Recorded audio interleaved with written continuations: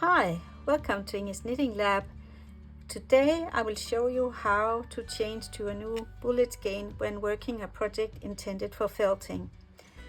I have experimented a lot and I find this method very easy and very efficient, and I will exploit the possibilities the felting gives you.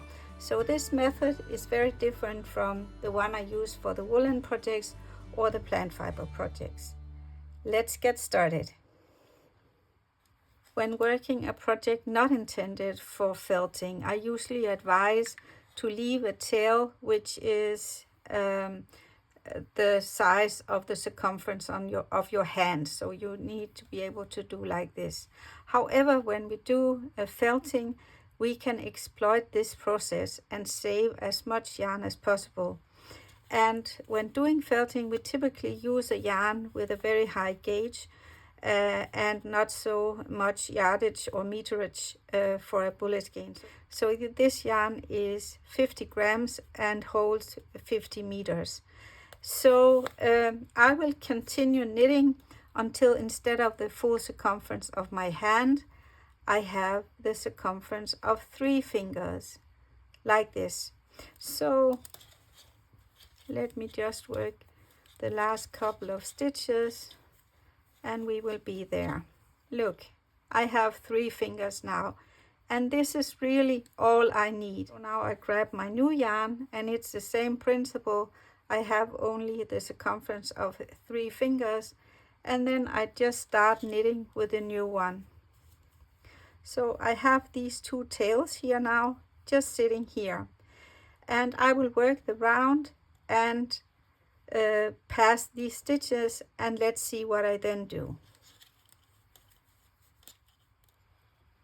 I'm here now, ready to pass the stitches with the change to a new bullet skein. So I will just do this, and it seems weird, doesn't it? But let me show you what I do. So I just tighten this one, and now I have a hole. I'll just work a couple of stitches more. I now turn my work, and let's look at this hole here.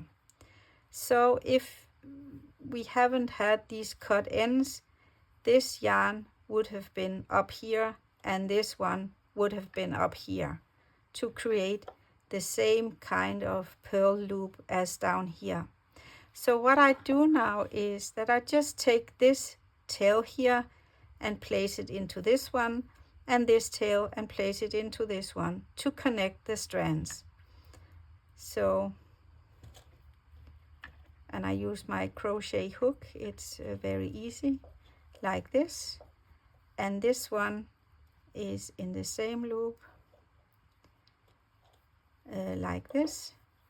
And you see, now the stitches are connected. And I just keep on knitting.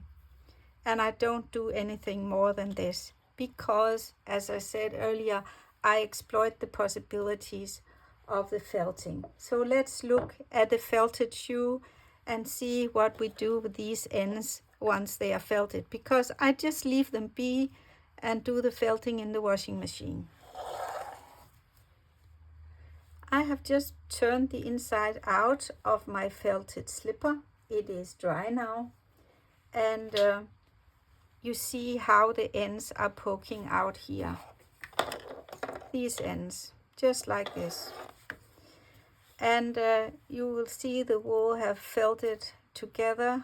So what I can do now is just cut off these ends. Voila, and I'm good to go.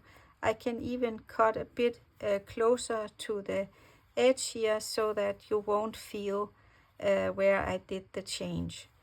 You will definitely not see it in the front. And in the same way, where I did the bind off here at the toe, I can now just do like this, and it is fine. And this is due to the fact that we do the felting, so that this is a very easy way. No weaving in of ends besides using this crochet hook. Let's have a look at the slipper here on this side. There is absolutely nothing to see, and I will assure you it runs absolutely nowhere. That was all there was to it. Very easy and fast.